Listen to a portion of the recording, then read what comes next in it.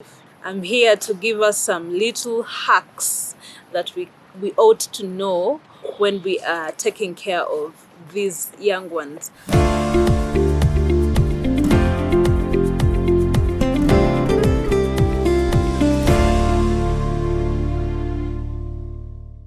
Hey lovely people, how are you? How have you been? I'm so delighted to be on your screen once again. My name is Shiphrah. I'm coming in as a mom or as a mother and also as a professional midwife.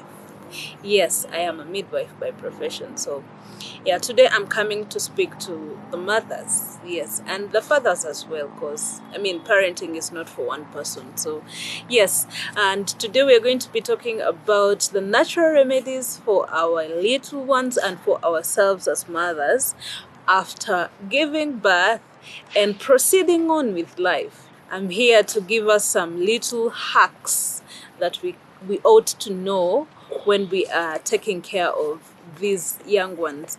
Most of the mothers, or most of us mothers, have gotten into a position where our babies have fevers. That is the first one that we are going to deal with. Fevers. Fevers could be caused by a cold, they could be caused by any other infection.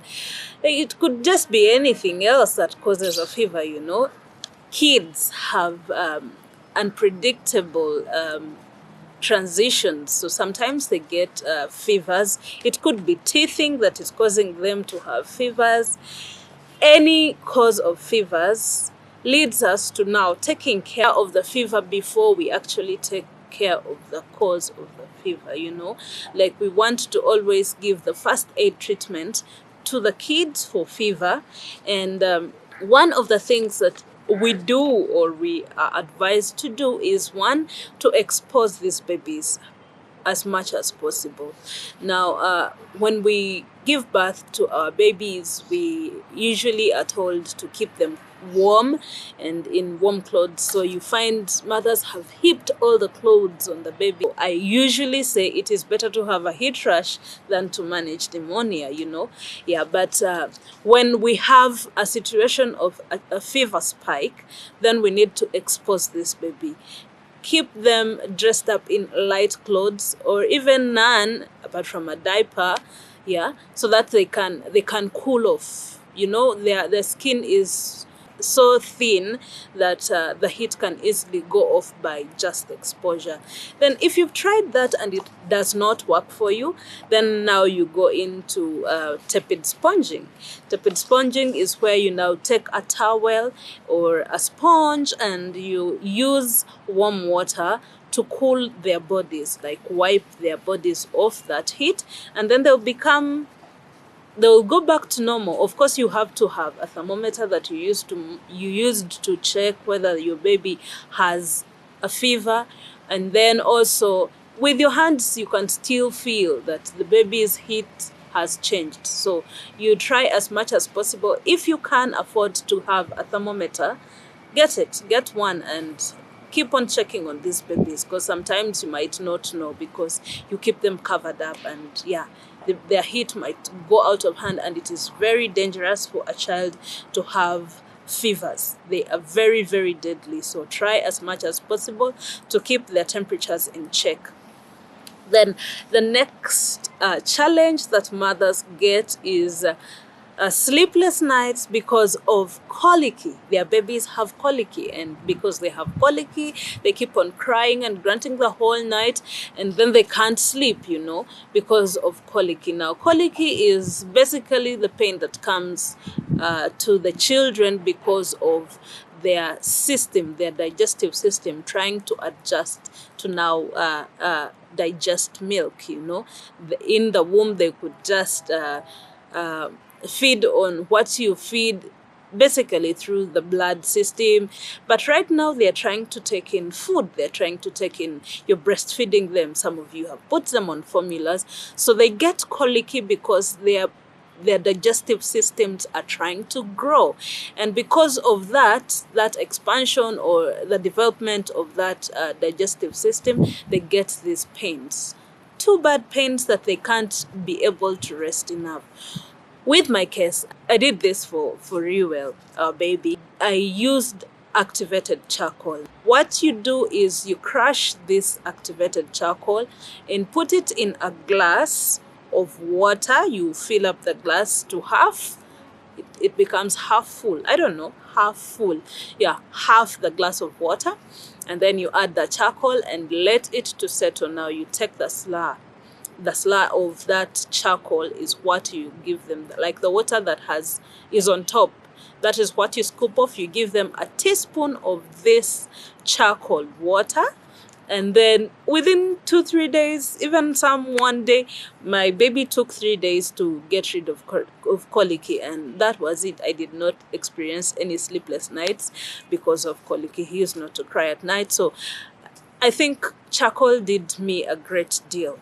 With infants, how their bowel movement is not like those of toddlers and adults. You have not yet gotten the routine of their bowel movement. So some of us, our kids, get constipation, They get constipation because of the milk, especially with the children that are feeding on formulas and cow milk, because there are those that are there that start feeding on cow milk due to circumstances, maybe the mother passed on and there is no other person that could, or they are incapable of getting the formula, so they're fed on cow milk, So sometimes, because, like I said earlier on, their digestive system is trying to develop, they end up getting constipation in due course. So what do you do for a baby that has constipation? Of course, it goes 3 days, 4 days, 5 days without going for a long call. Especially now that is not for the toddlers, the infants, the newborn babies, because theirs usually, when it takes that long, it is not that worrying, especially if they have already passed their first meconium and stuff like that. They don't need to go for a long call. They don't need to pass their bowels frequently. Yeah, so thrice, twice, sometimes once a day, Yeah, so depending on the baby as well. Yeah, so how do I manage constipation? My baby suffers constipation. He started suffering constipation at the time of weaning, at 7 months. He started suffering constipation, and this is what I tried to do. Of course, I had seen this being done. This is not medically proven, but it works, guys. It works. I give him tomato juice, like, when you slice a ripe tomato and just squeeze off the juice. If you have a blender or a grater, just take off that juice and give it to the baby. Not so much, not so much, and just give them 2 spoons, 1 spoon, depending on how old your baby is. Yeah. And then the other thing is warm orange juice. Now this one is miraculous. Like, it makes stool very loose. I don't know what science is in it. I'm yet to discover what science is in orange juice and constipation easing, but it really acts as a very good laxative. It really does the job very well. So just warm up orange juice and give us a teaspoon of that juice to the baby, and you will be sorted. No constipation anymore, Yeah, of course that happens once in a while, and then later on, when you don't give it like daily, it's not a daily dosage, you give it once in a while like that, and then when the baby's system has now gotten used to working stuff on its own, it will definitely do so. And of course, I would love to tell you, mothers, do not panic, especially when the kids are having some of this. Like, when we are adults, we do not worry so much when we have constipation, but when our kids get constipation, it is something that gives us worry. I'm not saying that you shouldn't be worried that your baby has constipation, but take it easy. Don't stress out. Don't pressure yourself. Yeah.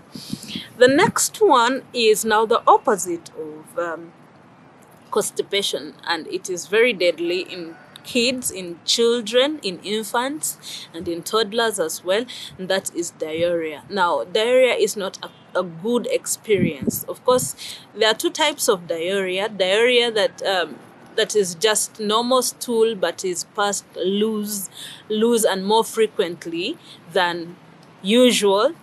And then there is diarrhea with blood in it. Now, diarrhea with blood in it is dysentery or dysentery, whichever you call it. And that one, you cannot actually manage it at home. You need to go to your physician, pediatrician, midwife, whoever sees your child is the one you take your child to, and then they get assessed and get treated. For normal diarrhea, the one that has no blood in it, usually it makes this baby very, very, very weak. Why? Because they are losing a lot of fluid. So one of the remedies, natural remedies that you need to do, and the best of them all, is breastfeeding.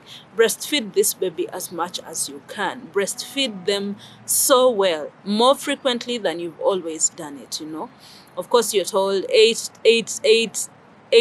to 8 times a day.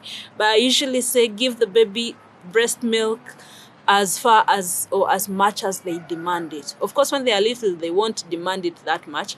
That's why you have to keep on, the routine of giving them feeds and breastfeeding them after every 2 hours or after every 1 hour, depending on what your breastfeeding plan is, But for the time when they have diarrhea, you now have to be vigilant on breastfeeding them. Breastfeed them because they are losing out all this water.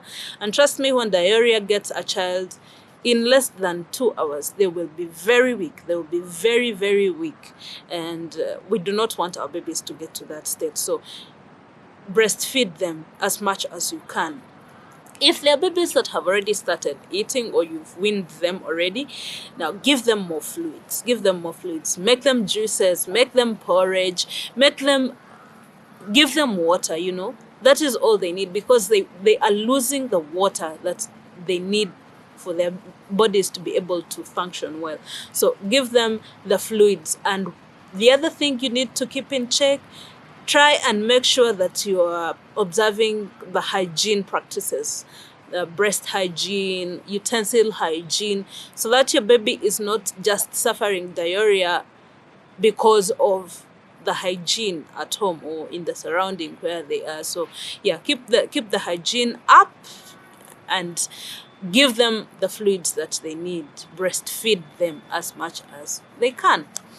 That is diarrhea. Then the next one, now this one is for babies that are toddlers that have started walking or crawling, or even other young children, Sometimes children have accidentally fallen and gotten scrapes, They have gotten scrapes on their bodies, and whichever part of their body, you do not want to see your baby getting a scar that is going to be permanent on them. So this is one of the hacks. Yeah, I don't know whether this is really natural or it is advanced natural. I don't know, but Vaseline makes a good hack for a scrape. The other time, Riwell, our son, fell down and they had a scrape on their nose, and then here it was too bad. It was very bad that it was a big wound and very scary.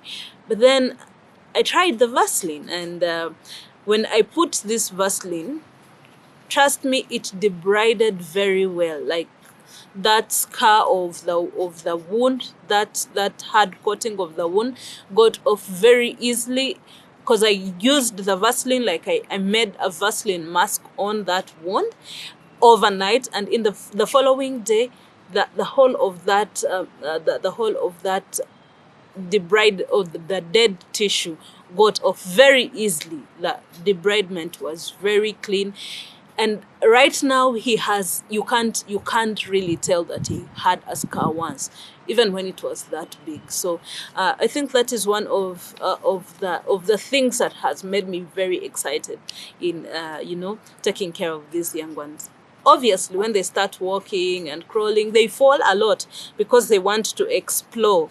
But When you have that, you are covered. I'm not saying be careless for them to fall, but in case they do, just use Vaseline or any oil, but Vaseline made the trick for me. Any oil can actually work.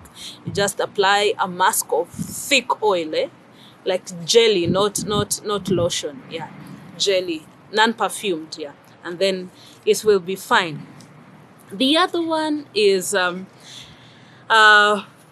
when our babies get shots. Of course, this is we take our babies for immunization at different stages, at birth, and then at 6 weeks, 14, and so on and so forth. So every time we take our babies, especially from 6th week onwards, our babies get sensitized to pain. So every time you take the baby for a shot, they cry a lot, and you do not want to have a crying baby. And for some, actually, they cry overnight, and they take even 2 days, 3 days, some of them, because of that pain and the tenderness on that part that was injected. So of course we know, or if we don't know, we are not supposed to use anything on that site of injection. Do not use any creams, any painkiller creams on them. Just let them to heal naturally. But for the crying and the pain, I noticed that sweet water, that I would say sweet water, glucose water, like you add some glucose to water and give them just a teaspoon of that. Trust me, it works miracles. And then the biggest natural remedy for that was passion juice. The passion without any sugar, without any water. Just squeeze out the passion and give those drops, like 2 drops, to a baby that is 6 weeks, or 6 weeks and above. 2 drops. And trust me, I have never seen my baby cry because of the pain of injections. I did not get to experience that. My mom told me that passion juice actually works, and it really did work. So you can try it out and come back and tell me. Yes, and then now to the next one, colds and coughs. Now, a baby with a blocked nose is not easy to deal with, They will not, 1, breastfeed well. They will not, 2, eat well if they are eating. And because of that, they will become very, very, very sick. They will look very sick. And you wouldn't want your baby to get into that stage. Now, what I usually say is, these babies are ours. We have gone through thick and thin to get them. And we cannot just let them be, because, it's disgusting to help them breathe, Help the baby breathe. Be the natural suction to the baby. If you cannot have a suction, of course, to take out the mucus. So just do it. Put your mouth, suck it up, and the baby will breathe. The baby will be able to breastfeed, and the baby will be fine. For colds, just become a natural suction. If you can't afford an artificial one. And I think I find a natural suction very easy, because I really get to feel that I have removed everything that was there. So do not feel disgusted. This is your baby, and you're helping them to breathe. Then, of course, continue breastfeeding. If it is a baby that has begun eating already, give them more of the fluids. Give them more of the fluids, and fruits as well. Fruits do a very good deal for babies. Oranges, watermelons, pineapples, any of those that your baby can take, give them. And then now I get to the other one, for infants. Now, infants usually get coggy eyes. Of course, that's an infection, conjunctivitis. It causes a very nasty discharge in their eyes, and you wouldn't want your baby to have this discharge. It could actually prevent them from having clear vision. So try as much as possible, in the time that you have not yet confirmed, to know that this is conjunctivitis, or this is this. Of course, these conditions need you to take the baby to to the hospital. But what can you do if you are not in position to take the baby to the hospital immediately, you know? Now, for coggy eyes, breast milk. Now, breast milk has antibodies, and these antibodies do a great job to clear up all these coggy eyes of these babies. There is nothing that works perfectly, I think, to me. I tried tetracycline ointment for my baby and it did not work. Okay, it worked for like 2 days and then the coggy eyes were back again. And I said, why hold on to this medicine that I have learned, you know, and of course pharmacy and stuff like that? I decided to go natural on my baby, and trust me, breast milk, I did it once, twice. The baby was clear. Like in 1 day, the baby's eyes were clear, and I've never seen an eye infection again up to now. So try that if you have a baby that has coggy eyes. Then the other one is a skin rash. Now, most of us get worried when our babies have skin rashes. Of course, there are those that will come and heal. In my language, or in Luganda, they call it enoga. Like when the baby's new skin is developing. The one that they had in the womb tries and wears off, and then they get a new skin, the baby skin now. So it happens to worry us as mothers. So one of the things that, of course, this that I'm going to say right now is not usually advised medically to do it because of the fear of tetanus, especially when the baby has not yet recovered from the cord stamp. You know, the baby's cord after being cut, and it takes some days to fall off and then completely close up. So you do not want to expose this baby to anything that could cause them tetanus, you know. Tetanus is usually the organism for tetanus is hidden in soil. And because this method that I'm going to give you for skin protection, or for a better glow of your baby's skin, or for any rash clearance, is it requires you to use plants.